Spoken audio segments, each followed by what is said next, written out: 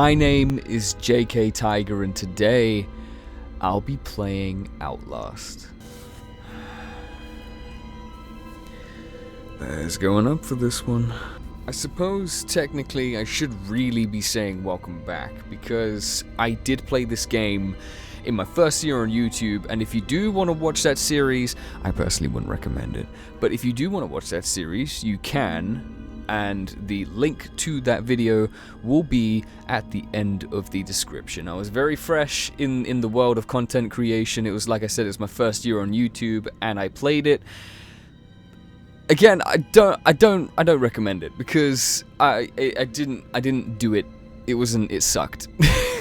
So yeah, welcome back to Outlast. Now, the reason why I have decided to revisit this game, and eventually Outlast 2 and Outlast Whistleblower DLC, aside from the fact that, in my opinion, this is the best horror series that I have played in recent years, but soon, in the near future, we will get to experience the Outlast trials.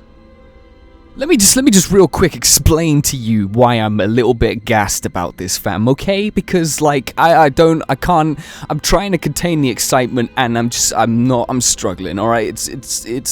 Like I said, Outlast, for me, I'm a little bit biased with this game, but Outlast for me is one of, if not the scariest games, and I think most people would agree, that we have played in a very long time. And although Red Barrels haven't produced a huge amount of games in the past decade, the games that they have released have been insanely scary. And the thing that I love about Red Barrels and Outlast is that they're not afraid to push the boundaries. And for anybody who is new to Outlast, because maybe there are some, you will experience and know what I mean when I say push the fucking boundaries. And I'm conflicted, because I follow Red Barrels on Twitter, and I always keep up to date with everything and anything they post, because I truly think that these guys make top-notch games. But I want to keep up to date with Outlast Trials and its news, and I don't at the same time, because I want the experience to be fresh. Although I will say this motherfucker is scary. Alright, this is Gooseberry, I think. What the fuck is this? So I've decided to revisit this game and the other Outlast games simply because I want the memories and the trauma to be fresh in our minds, ready for Outlast Trials. Oh, the trauma. So without any further ado, let us play a new game. I'm gonna play on normal mode, because fuck anything else that isn't normal mode, okay? I mean, I know that says insane, and I am insane, but fuck that, alright? This next part will explain why I'm not gonna go into insane mode. Outlast contains intense violence, gore, graphic sexual content, and strong language. Please enjoy. You are Miles Upshaw, an investigative reporter whose ambition is about to earn him an intimate tour of hell on Earth, always willing to risk digging into the stories no other journalist would dare investigate. You will seek out the dark secret at the heart of Mount Massive Asylum. Stay alive as long as you can, record everything. You are not a fighter. To navigate the horrors of Mount Massive and expose the truth, your only choices are to run, hide, or die. Oh, yeah! You know, reading that's actually interesting, because the thing that we know about Outlast is you're not a fighter and you can't fight, and the only thing you can do is literally run, hide, or die, which we have done many times, and we probably will do many more times. But Outlast Trials, to my knowledge, may have some elements of, I wouldn't say fighting, I'd probably say self-defense, which is interesting, because again, these games are known for you not being a complete pacifist, you know. Though, to be fair, in this game, or in this universe, you would be so shook with fear that you wouldn't want no smoke from anybody. Like, some of the characters that you come across in this game are fucking fucked. But yeah, so I just thought that was interesting because, you know, with the information I've chosen not to look into regarding Outlast Trials, that thing sort of resonated with me the most, and the fact that it's going to have a multiplayer system as well, which is going to be super cool, and I know a couple people that I'll be playing with, potentially featuring on the channel, but we'll see what happens.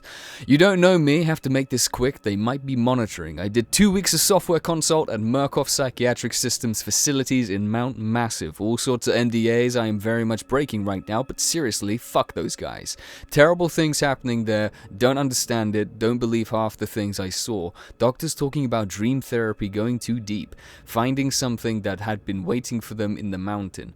People are being hurt and Murkoff is making money. It needs to be exposed. If you've played this game or know anything about this game, we know who sent that email, but we'll cross that bridge in another series.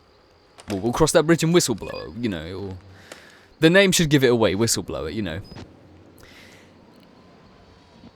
I, for some reason, thought there was somebody in there when I first played. Like, now that I'm playing again, I thought there'd be somebody in there. But of course, it's, you know, that wouldn't make any sense. Alright. God. You know, this game is, by today's standards, I guess, old. But just fucking, it looks so good, man. Looks, the lightning, the fucking, what are they, vampire bats? No, they're birds. They're birds, never mind. Looks like fucking Count Dracula's castle, man.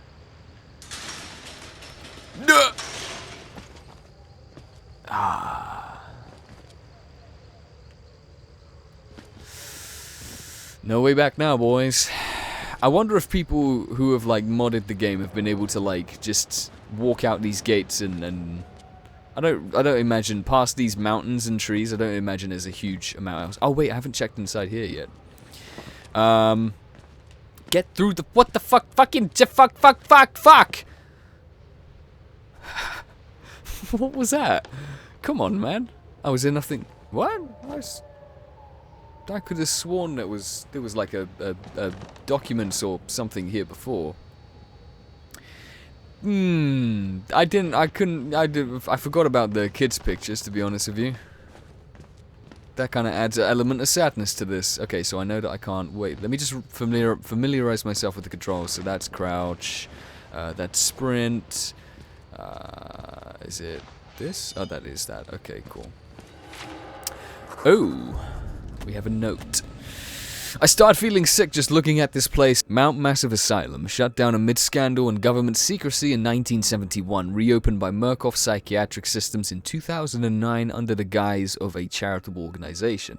Cell phone reception cut off abruptly a mile out, more like a jammer than a lost signal. The Murkoff Corporation has a long track record of I thought this is disguising profit as, it is disgusting profit to be fair, as charity, but never on American soil. Whatever they thought they could get out of this place has to be big. Might finally be the story that breaks the bastards.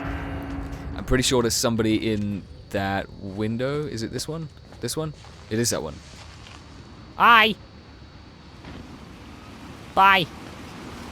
Alright, cool. So, the first, I mean, other than no security personnel at the gate, and, you know, it being locked, the first giant, huge, almost like building-size red flag would be the abandoned military vehicles outside the building, right? I mean, aside from the thunder and lightning, and the birds, and just, oops, and everything just looking absolutely terrible. Well, that's a bit broken. And weirdly creepy. Other than all of this, and their broken lamps, can I go through here? Have I been here before? I'm going to assume the answer is no. It's weird, I've played this game, like, at least 7 times, and I've never, ever been this way before. Never thought to... I think I know where this area might be. Yeah, I think I know where this area might be. So yeah, you'd think that'd be a cue to get the fuck out, but You gotta admire the balls, the big giant cojones on Miles Upshaw, because he just doesn't give a fuck. Our guy just wants a story, man. He just wants to give the people what they want. I don't know why I'm doing this door, because I know I don't need to go this way. But yeah, back to my point earlier, I know that this game is, I guess, by today's standards, kind of old, or at least getting on a bit now. But it's still very impressive to look at, man. Like, just everything about it looks cool. Right, so, like I mentioned, I'll just do a little brief disclaimer right now. I've played this game many times, you know, for my own personal pleasure, for research purposes, and obviously for YouTube. That doesn't mean I'm gonna be any less scared, fam, alright? I'm gonna be shitting myself, like, I know, didn't know that was coming, but I know most of what's coming, and where the jump scares take place, and so on and so forth, but there are some things that still freak me the fuck out. Like this!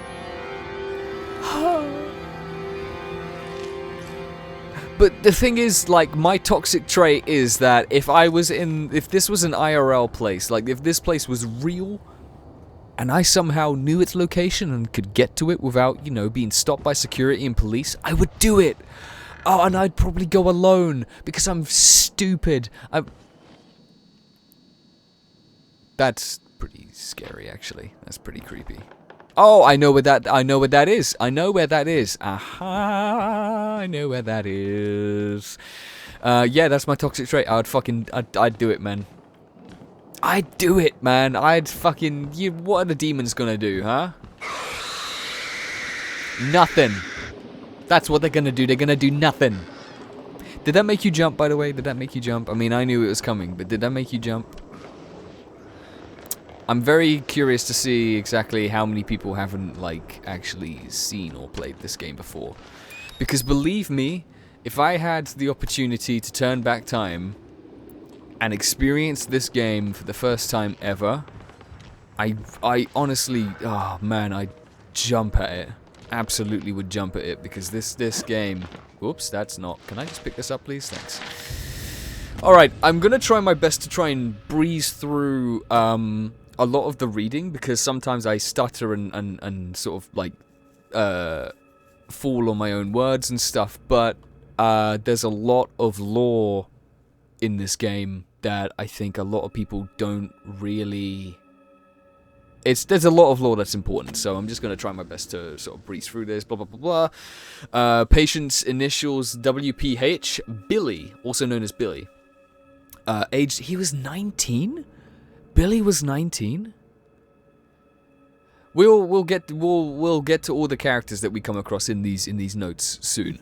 Therapy status: patient claims to have progressed to self-directed lucid dream states. Morphogenic engine activity observed at unprecedented scale. Continuing stage 4 hormone schedule. Diagnostics, spirometry revealed no bronchial accumulation. Blah blah blah blah blah. Interview notes. Billy asked about the status of his mother's lawsuit against Murkoff and the asylum. This represents a catastrophic breach in security, despite Billy's claims that he discovered the truth in the blood dreams of Dr. Traeger. Note the only Dr. Traeger on the company records. One Richard Traeger is an executive from MRD. Richard Traeger is a sick fuck, but we'll get to him, or he'll get to us eventually. All orderlies and security personnel must be questioned and video security improved to include analytical biometrics. Murkoff psychiatric, blah blah blah blah blah, project writer. Yeah, so any characters that are mentioned, I'm not going to explain who they are. What you hiding in there, boy? Open the door! Okay, he's a little bit shy. Could you just smash this window? Door? Like, there's a lot of things in here that you could smash to get through, you know? Like, but you know. We can't fight and we're just lazy, apparently. That's what we are.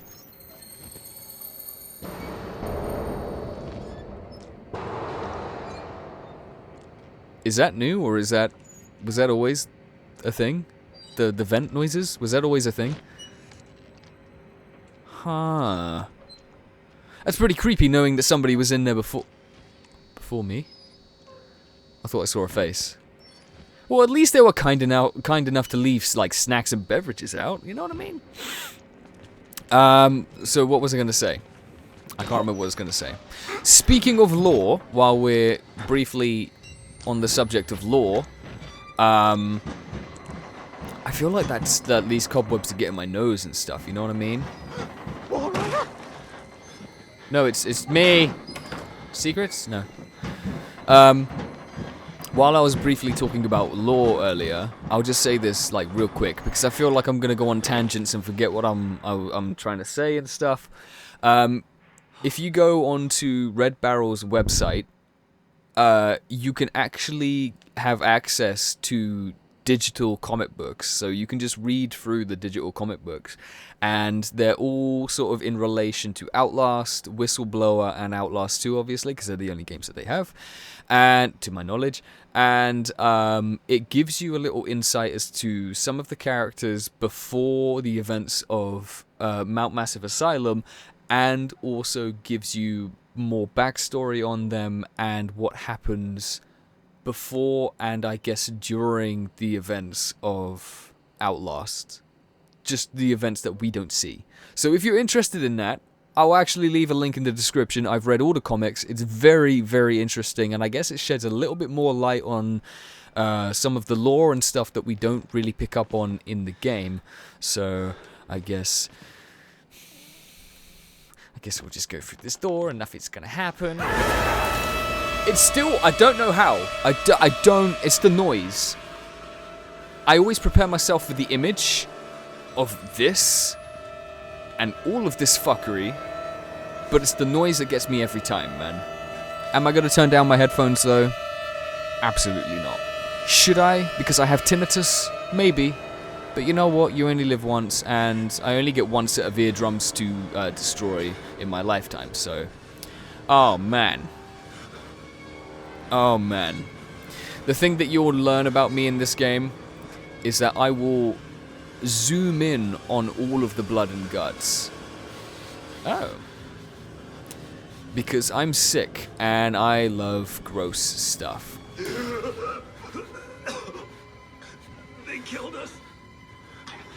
You got out. The variants. You can't fight them. You have to hide. Can unlock the main doors from security and control.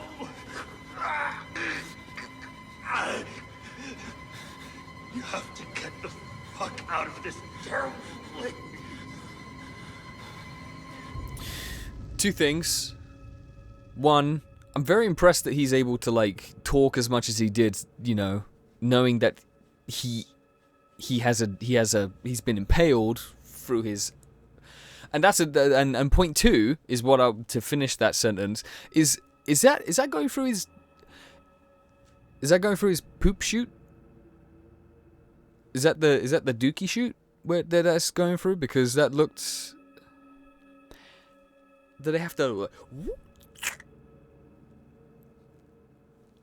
Oh, that's raw, fam. Alright, I'm inside, bodies everywhere, blood, burn marks, heads lined up like bottles behind a bar, dead Murkoff scientists hung from the ceilings, their badges say Murkoff Advanced Research Systems. Murkoff's longtime MO has been to profit off of the exploitation of supposed charity. Fuck the third world or bankroll another billion. How did Murkoff think they would make money off of a building full of crazy people? How could they not think that they'd make money off of crazy. I'll get to that in a second. There's some kind of tactical cop. Fuck. Let me try that again. There's some kind of tactical cop pinned like a pig on a spit. Say that 3 times fast. Tells me to get the fuck out and then dies. Would have been a good thing to hear when I could still leave the way I came. Well, Miles, you're just a lazy fuck, aren't you? You are more than capable of climbing the vent. Quit being a bitch, man. Right, back to the thing about Murkoff making money off of the crazy people. It makes perfect sense. Perfect sense. Like, you have a mental asylum in the middle of butt-fuck nowhere in the mountains, right? People who are that far gone in their minds that the families have almost probably literally abandoned them. Because that's the situation, let's be honest. You know, they just can't they don't have the mental strength or the energy to deal with whatever it is they're going through, or maybe it's just people who don't have families in general, who are just abandoned by society and they're in Mount Massive Asylum. This company sees that, thinks, we have some experiments we want to do on these people and, you know, things. Why not just do it? Because realistically, who the fuck's gonna believe a crazy person who's been abandoned by society in the first place? No one. No one's gonna believe them, and it's genius. I'm not condoning it. If there are billionaires out there watching this video, which are definitely not, I don't condone you for trying to make a mental asylum and doing exactly this. But, I mean, to be fair, I'm pretty sure this game is based off of the events of MK Ultra. Is it MK Ultra? I'm pretty sure it's MK Ultra. I might be mistaken, but anyways. Yeah. I mean, straight through the Rusty Sheriff's badge, man. Like, that is just what a way to go. I mean, I would rather be this guy. He's fully decapitated, but at least he's got a full beard, you know? Alright, let me just... Wait, fuck.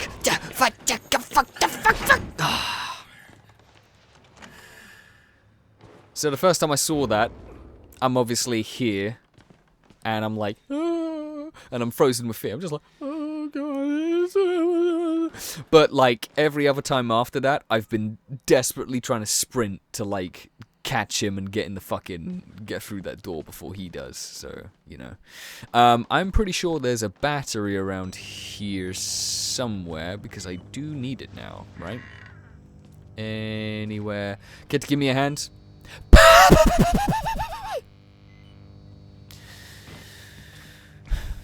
It's really weird. I can't find batteries anywhere. I actually thought there would be some batteries. Oh well, better go through here when nothing's gonna happen.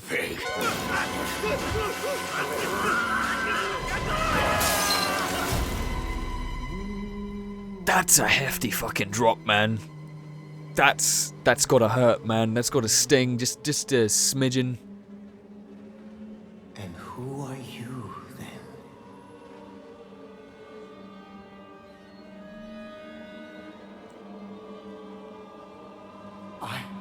I see.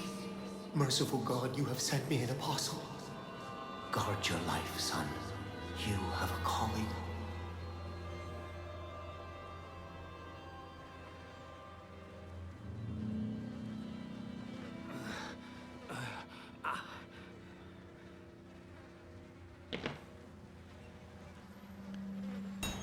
Like that's gotta be.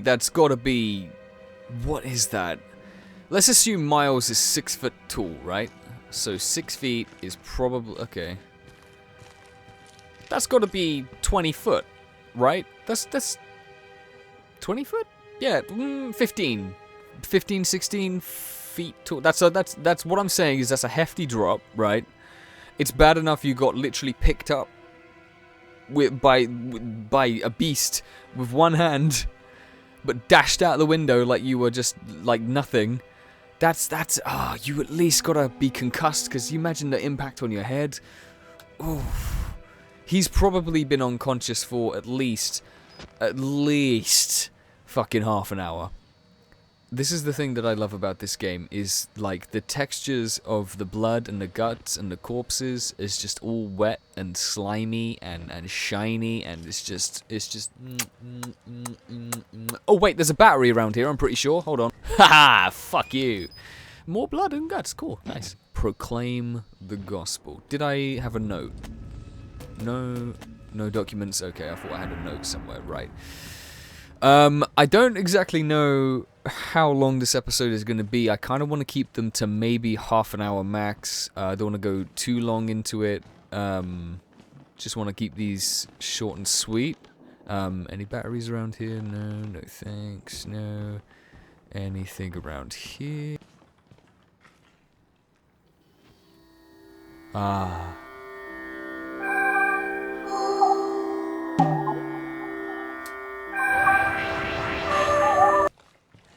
Oh yeah, this is another thing. Oh man, you just feel it right between your toes, man. Leaving all these footprints everywhere. Oh, it's just such a simple feature, but it's just so satisfying, and I don't know why. It's fucking awesome. Okay. I mean, I'd prefer a battery, but whatever, that's cool. We like reading.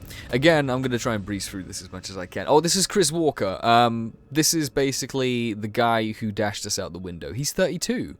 He's younger than I thought he'd be, to be fair. Okay.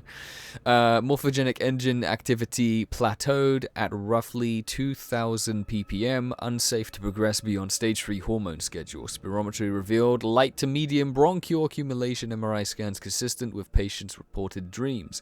Walker was interviewed in restraints following his self-inflicted mutilations. Restraints have had to be altered to accommodate his enormous size. Extensive dermal eruptions as consistent with failed morphogenic engine cellular activity. He claims the skin ripped from his forehead allows for a truer way of seeing. Seems to have some sort of boyhood experience with tuatara lizards and their parietal eyes? Eyes. He's expressed anxiety about his flesh, specifically around his lips and nose. Attending orderlies should be advised to watch for further self-mutilation. The mental traumas he sustained while serving in Afghanistan seem to be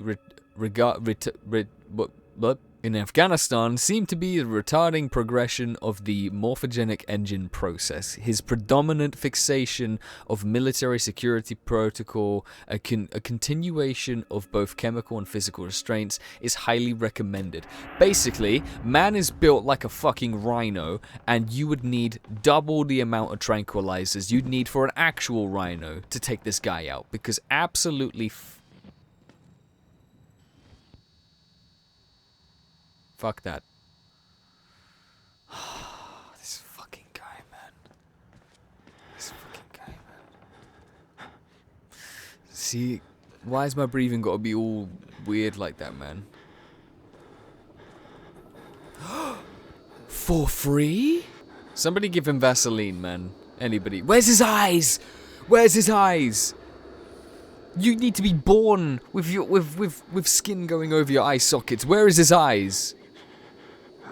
The amount of characters and weird guys that you see in this game that you just want to find out their origin story and then what happened to them, man. Hey! Alright, lads. How's it going? Don't mind me. What you watching?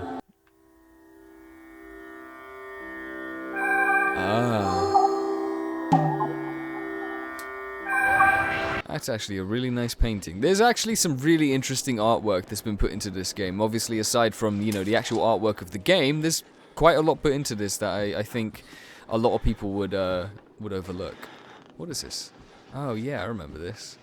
Ah, secret. Thanks, my guy. I hope you're doing well. Just hope you find a way to fix your radio. Thank you for the battery. I really appreciate you. I don't think you're alive at this point, but I hope your radio gets fixed. I love you. Alright, bye. You know when your mum used to just say, "Hey, why don't you go out play outside with the neighbor's kids?" The neighbor's kids.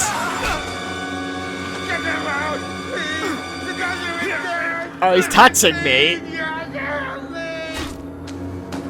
Did he just headbutt me? I don't think I remember that. I know he choked the fucking shit out of me, but if you just needed Vaseline, you just had to say.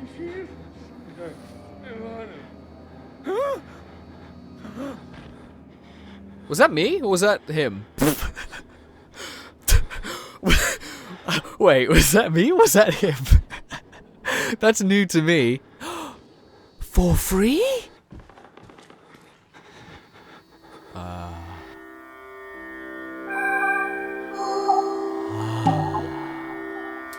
Alright, you know what? I think that is enough adventures for today. Like I said, I want to try and keep these episodes relatively short. I don't really want to exceed half an hour, but I don't want to reach up to half an hour. I want to try and compact as much as I can in as small an episode as possible. if possible. But we'll see what happens, I guess. But it's super good to be playing this game again. I never get tired of playing this. This, like I said, I'm not exaggerating when I say that this is probably my 7th or 8th playthrough of this game, and it's just not only nice to refresh my memory of this game and sort of, you know, prepare us for the experience of Outlast Trials, whether it be coming out this year or next year, but also to give it a proper series and just play it and do it some justice. So thank you everybody so much for watching. I really hope you enjoyed this video, and as always, I will see you in the next episode of Outlast. Until next time, Meadows.